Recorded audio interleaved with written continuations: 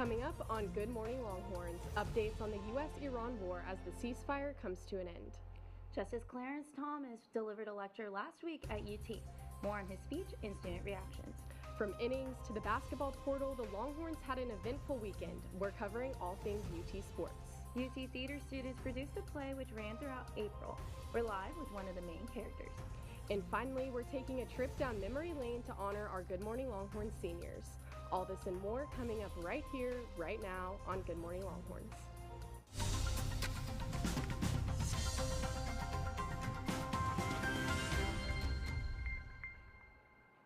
Good morning, Longhorns, for this Wednesday, April 22nd. I'm Ella Denena. And I'm Lia Hoang. Thanks for joining us this morning.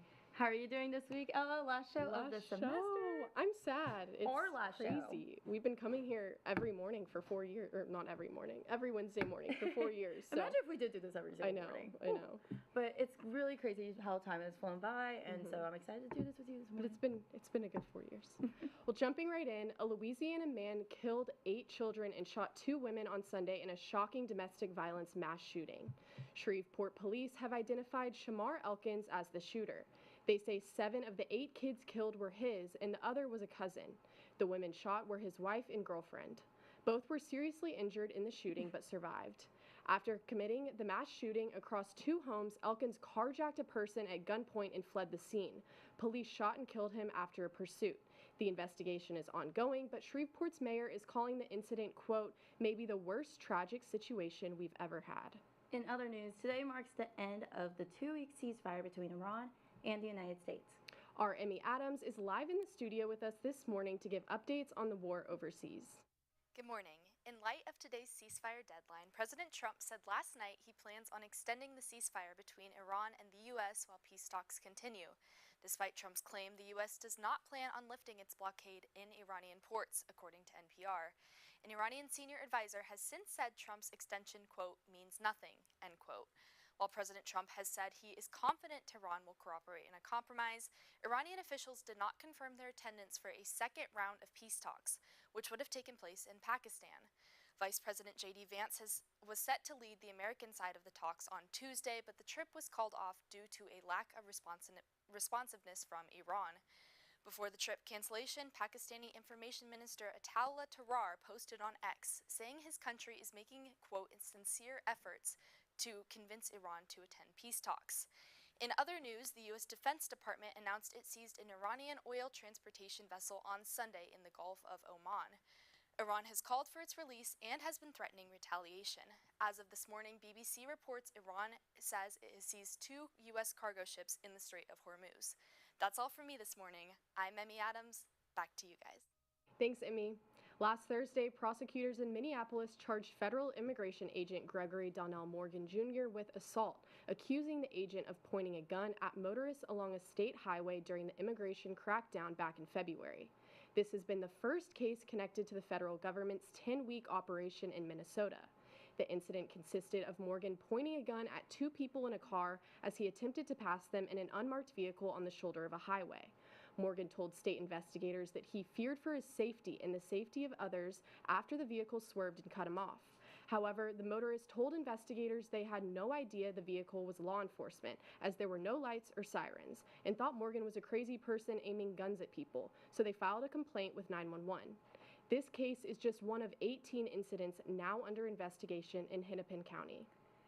2 people were stabbed on the Austin Community College Riverside campus Friday.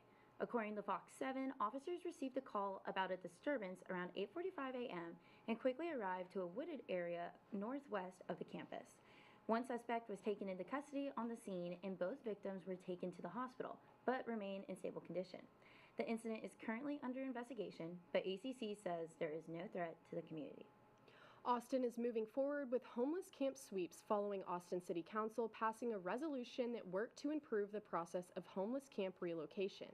The goal was to create more notice for those who would be affected by the sweeps.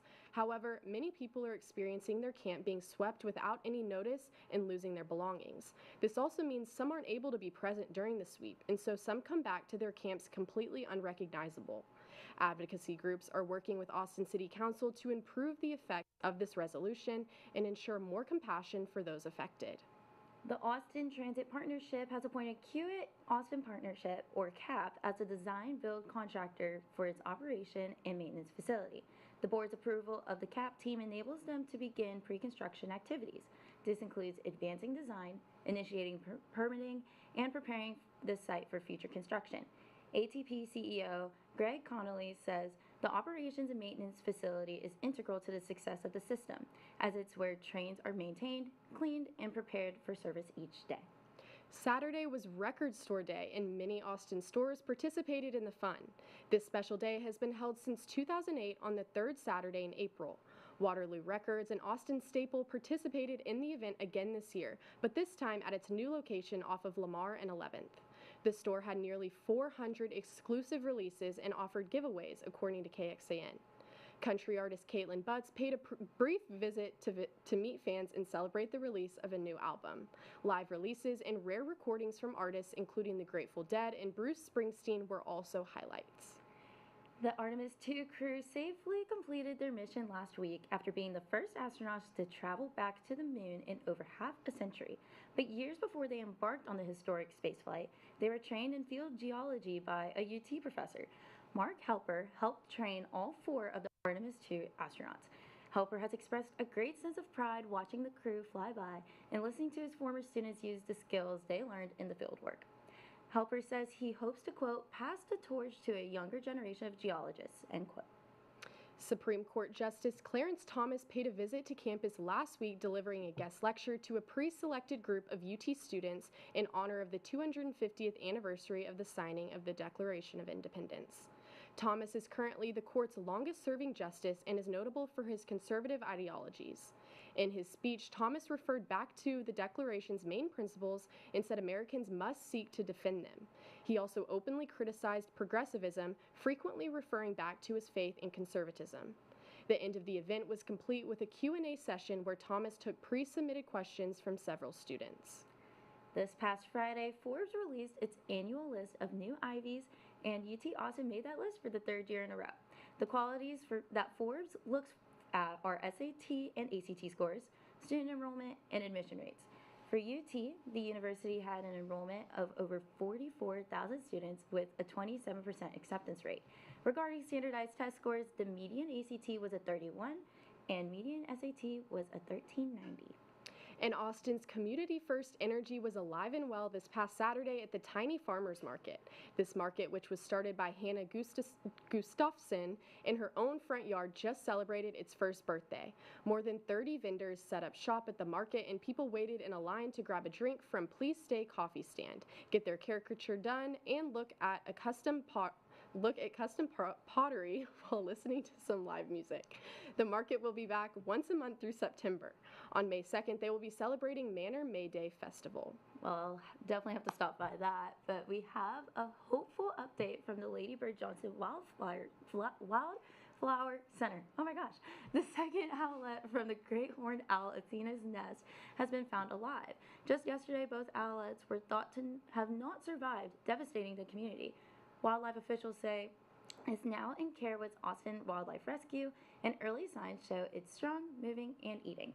The center says they'll keep monitoring its recovery and share updates as they learn more. Two Step In Georgetown returned for its 3rd year this weekend, bringing crowds out for a major country music celebration. Saturday's performances were canceled due to heavy rain, but the festival picked back up on Sunday with clear skies and renewed energy. Fans still showed up in full force, making the weekend a resilient success despite the weather setback. Organizers say the strong Sunday turnout proves the festival continues to grow each year. And in the beginning of May, iHeart Country Music Festival comes back for its 13th year. Country music's biggest superstars will perform in a celebration of all things country. The festival will feature headliners Luke Bryan, Kane Brown, Parker McCollum, Riley Green, Carly Pierce, and Shabuzi. The event takes place on May 2nd at the Moody Center and is hosted by Bobby Bones. Tickets are currently on sale on Ticketmaster. David Anthony Burke, better known as the singer David, has been charged with first-degree murder of a 14-year-old girl. The artist has been under investigation for months after the body of the girl was found in the trunk of a rental car registered under his name. She was last seen at the singer's home in April of 2025 and was not heard from again until her body was found in September. Burke has also been charged with murder for financial gain and murdering a witness to an investigation. If found guilty, the singer could face life without parole or the death penalty. Coming up, the April showers continue after some hail in Austin last weekend. Your local forecast is next.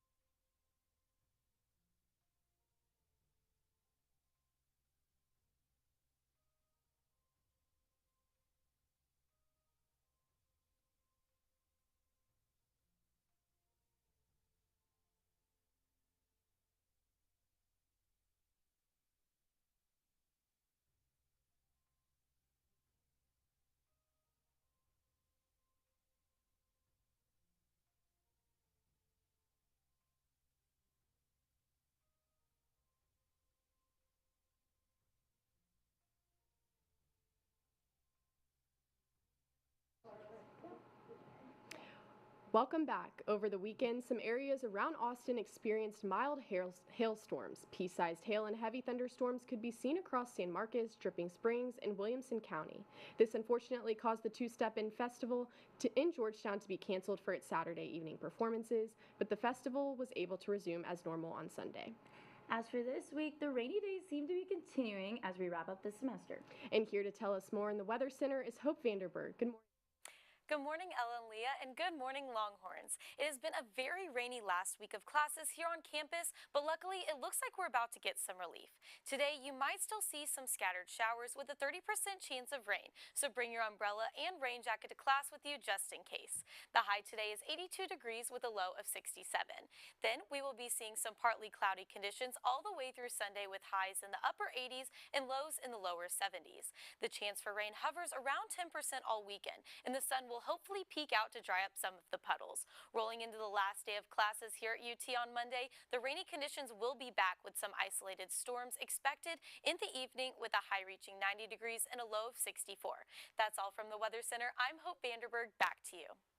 The number 4 ranked Texas Longhorns baseball rebounded against Alabama this weekend following their 0-2 loss in the series against Texas A&M. They beat Alabama 2-1 in a 3-game series. On Friday, the Longhorns beat the Tide soundly, defeating them 10-2. On Saturday, they beat Alabama 3-1, and on Sunday, after Texas had already claimed the series, the Tide beat the Longhorns to prevent a shutout. They beat Texas 2-1 on Sunday. The Longhorns will play Vanderbilt this weekend in Nashville, and their regular season will continue through May 16th. And number 2 ranked Texas softball rebounded from their loss against Oklahoma by beating number 13 Georgia 2-1 in a 3-game series this weekend. The Horns won their first game on Saturday 7-5, but Georgia came back on Sunday to equalize, beating the Horns 4-2. The Longhorns claimed the win on Monday, beating the Dogs 6-3 in overtime. They will play Oklahoma State tonight in Austin, and they will play the University of Kentucky this weekend in Kentucky. The Horns have 2 more series before the SEC tournament from May 5th to May 9th. The transfer portal for college basketball closed this morning, and both Texas women's and men's teams had some big pickups. The men's team had to find players to fill the spot of key players like Dylan Swain and Tremont Mark. They had 4 total transfers during this portal window, most notably former Auburn forward Elijah Freeman, who is expected to take the spot of Swain. The number 3 ranked Texas women's basketball team was hit particularly hard in this year's transfer portal, with stars Justice Carlton, Aaliyah Crump, and Jordan Lee entering the portal. Despite the significant losses, the Longhorns signed Oklahoma star guard Zaya Van. She is expected to be a key contributor immediately and expected to help fill the gap left by Lee. Last Wednesday, Arch Manning said he is feeling 100%. Manning was experiencing foot pain last football season, and he had foot surgery in January and has been doing light workouts to help him transition back into the sport. Texas Longhorns head coach Steve Sarkisian expects Manning to return to practice in June and play in the upcoming season. Right now, Manning says he enjoys being on the side and getting to know his new teammates. The annual Longhorn Run took place last Saturday for the 5K and 10K run. Many faculty, students, alumni, and the Austin community all came together to show their support for the event. Winners of the 5K were Joey Almanza and Mara Beresford, and winners of the 10K were Robert Landauer and Andrea Aguilar Codina. With 8,000 runners and 400 volunteers, Longhorn Run 2026 was a sold-out success. A Brazilian fitness influencer died during a triathlon in the Woodlands during the swim portion of Ironman Texas, just outside of Houston on Saturday. The 38-year-old Brazilian woman vanished during the swim portion and was found in about 10 feet of water later that day. She was an experienced triathlete who had competed in at least 9 other events over the past 9 years. Moving to some music news, Olivia Rodrigo released her latest single, Drop Dead, from her upcoming album, You Seem Pretty Sad for a Girl So in Love. The theme of Drop Dead revolves around Rodrigo's intense feelings of infatuation and desire for a perfect relationship. She captures the modern excitement and anxiety of dating, and the song production blends emotional storytelling with romantic obsession. You can listen to the single on Spotify or Apple Music. The full album will be released in mid-June. With more music, the K-pop girl group Twice came to the Moody Center this past weekend. They are currently on tour and finishing their North American stops. Fans lined up as early as 1 p.m. to buy merch outside the Moody Center. Doors opened at 6 p.m. with the show starting at 8. The concert included fan favorite hits, songs from their recent album, and an encore section where fans could request songs. After the break, we're live with one of the main characters of a UT theater play. We'll be right back.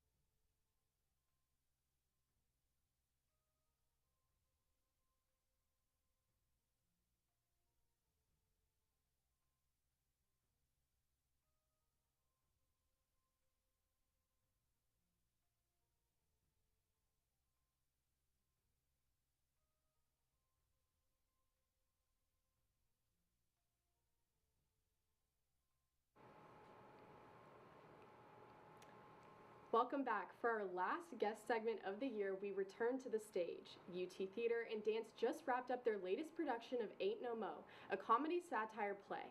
And this morning we're joined by a member of the cast, Chandler Collins. Good morning, Chandler. Good morning, you guys. Thanks for coming. I'm feeling good. Thank you all so much for having me here. Of course, we're happy to have you. Yeah. Well, first off, you've had a busy past 2 weeks after 8 performances of the show. How does it feel that it's officially over? It's surreal, I'd definitely say. Everybody in the cast was so connected with each other, and this piece that we've been working on for months now, and so it was so gratifying to have a beautiful, beautiful audience these past 2 weekends, and tell this story and send it off, and it was lovely, a bittersweet ending, but I'm feeling good. Well, that's great that you feel like a call is coming out of it and you feel Yeah. great. Ain't No Mo answers the question of what would happen if U.S. government offered every Black American a one-way ticket to Africa. How were you able to tell this story with a balance of humor and serious topics? That's got to be hard to do. Yeah, it definitely took a lot of conversation between the cast and the director, a lot of the designers who helped us out. All of us were UT students in the undergrad and grad levels, and then we also had a connection with the writer Jordan E. Cooper, which was really, really helpful just to get some insight on like why we're telling this story, so that we can figure out that balance. And it's supposed to be a little like shocking to jump from like we're laughing and then like, oh, now we're getting hit with this super hard heavy topic. And so we took a lot of time to figure out how to balance that, um, those two weights in this show, and I think we did a pretty good job.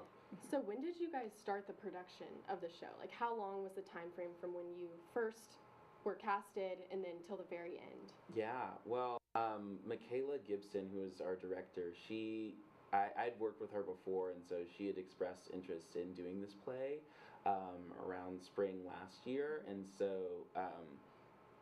in the spring last year, I auditioned, or no, in the fall the school year, I auditioned for this play and got the role of Peaches, which was so exciting. Yeah. And then, yeah, in December we did a small read through, and then in February we started rehearsals, and so it's been. I'm sure Michaela has been working on this for months and months on end, but we started in February, and it's been a super fun process. Well, so you mentioned that you play Peaches, a drag queen flight attendant on a final plane leaving for the country. What does Peaches mean to you, and what has it been like playing this role? Yeah, I like Peaches has been just a wonderful experience, like of a character to get to work with. I've gained so much confidence just in myself and like in my identity as a queer Black person, and so just being able to tell that story and portray like such a powerful character, because Peaches, she is really energetic. She immediately commands the space. It is such a fun role to do, just to get to interact with the audience. But then she also like really takes everyone back to examine the past and like look at the injustices against Black queer people from the Black community, from all of the communities in America.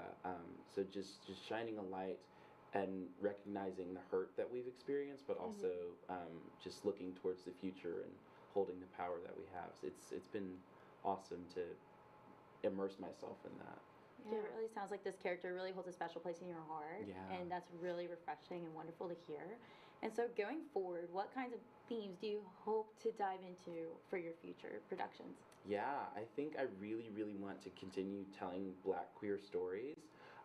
Just things that connect to me personally, so that I can just continue to learn more about myself, help other people learn more about themselves, and just be more confident in who they are.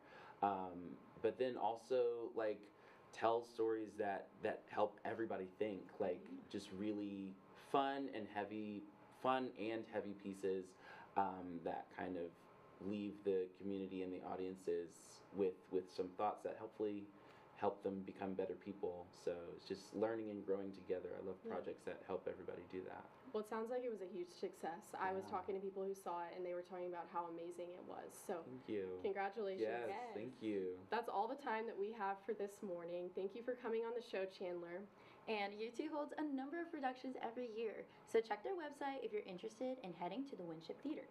And after the break, we're celebrating our Good Morning Longhorns seniors. Don't go anywhere.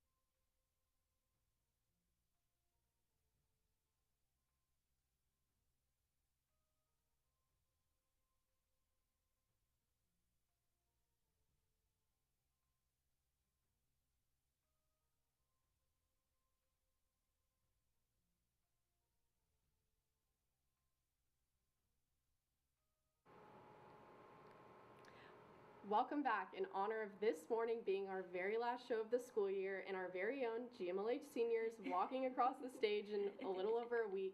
Hope Vanderburg is back, and with Leah, of course, and we're going to talk about our time at TSTV and on the 40 acres. I mean, I just can't believe we're graduating. I mean, these 4 years have just flown by, and I'm just really grateful to have y'all by my side through all of it. I joined my second semester of my sophomore year, and so it's like crazy to think that we're already at this point. Yeah. I don't know. And you two are roommates and have gone through this entire UT experience together. Mm-hmm. What has that been like? It's been awesome. Yeah. Like, literally, this is my girl. We met freshman year at Callaway, and same major, same sorority, so we've, like, had very similar paths. We've basically gotten to do everything together since we've been here, so it's definitely going to be weird next year when we're not with each other every single hour of every day, and just having somebody to, like, also drive my passion of journalism. Like, I look up to Ella so much, and it's just been awesome to, like, get to go through this whole experience together, and I feel like we've learned so much from each other, and it's just been really great. So I love you.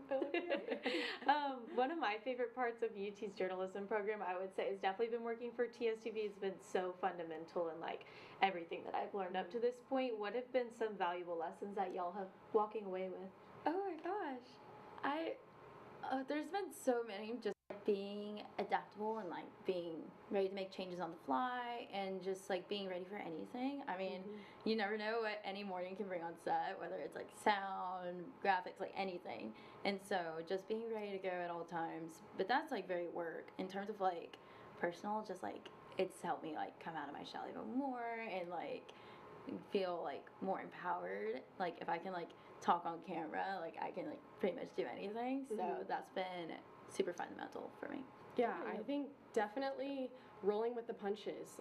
We work with a pretty small studio and things break, and we've gotten really good at troubleshooting and things like that, which causes us to learn a lot of lessons, and it's really great. And just being able to balance school and with all of the people in Good Morning Longhorns, everybody balancing this with their schoolwork is really, really awesome. Yeah, I would say definitely like everybody's dedication has been so fundamental in like making this happen. Like if we didn't have the team we had, it would be really hard to make this show go on. And so I think the teamwork aspect of it has been something that's been really awesome to learning, like get to collaborate with others. And being associate news director this year, also getting to lead all of the shows has been a different experience. And so that was super fun for me too. Yeah, so between all the lessons, we've also made some memories that I know I'm going to keep with me moving forward. I know I might be putting you on the spot. What are all of your favorite memories from working here? Maybe the magician. Yeah. There was a magician, I fully thought he messed up. I actually was like on the verge of tears for that man. And I was in the control room and I fully could have like broke down crying, and then he has like the answer like in his socks. And he like I'm not explaining it well at all, but it was like he totally fooled all of us. Like we were all sitting in there like, oh my god, this dude just messed up, and he nailed it. And then another memory, oh my gosh, there's just overall a ton. That one definitely sticks out. But just like I don't know, every morning like everyone has so much energy, so just like looking forward to that has been amazing. I would say this year getting to do red carpet interviews at South by Southwest was probably my favorite memory. It was just such a great way to like round out my last year, and it was the first time that we've ever gotten the opportunity to do that for TSTV News, and I got to interview some pretty cool people, so that was like a really cool learning experience. Yeah, mine has to be when we interviewed Hoda and Jenna from the Today Show. That they've been my idols for so long, and then I interned in New York, so it was really awesome. But it was fun seeing you in New York. Yeah. And obviously graduation is coming up sooner than I can even comprehend. It is going to be such a special weekend, and we have all got our stools on, so it looks like we're already ready. But how are you guys feeling about walking the stage and our time ending so I know soon? Everybody always says like it goes by so fast, and it's so cliche, but like it really does. I feel like senior year especially has flown by, but I feel like even in my last year, I've made so many new friends and made so many new memories that like I definitely wasn't expecting to have. And so I would say just, I don't know, making the most of all the laughs is going to be really hard the next couple of weeks, but it'll be good to do it with all my best friends. So yeah, same here. I completely agree. It's gone by too fast. I'm sad, but you know, good things come to an end sometimes. So. Oh God, don't say that. We can always tune in on this show every morning. Like, it doesn't mean it's over. But we're running Okay, out of time. yes, we are almost out of time. I never want the show to end, but does anybody have any last words to give to the fans of Good Morning Yes. Longhorns? Well, all my reporters sitting behind the screen, y'all got this. Like, continue this show. We're rooting for you. Yeah. See ya. I'm kidding. No, but Okay. we're excited and y'all are Well, going to be great. that's all the time that we have for this Wednesday morning. Thanks so much for joining us. I'm Ella Denena. And I'm Lia Hoang from our Good Morning Longhorns team. No, we won't see you back here next see week you on next campus. year. We'll see you next year. For Campus First News, you can follow us on Instagram at Good Morning Longhorns and check out our website at tstvnews.com.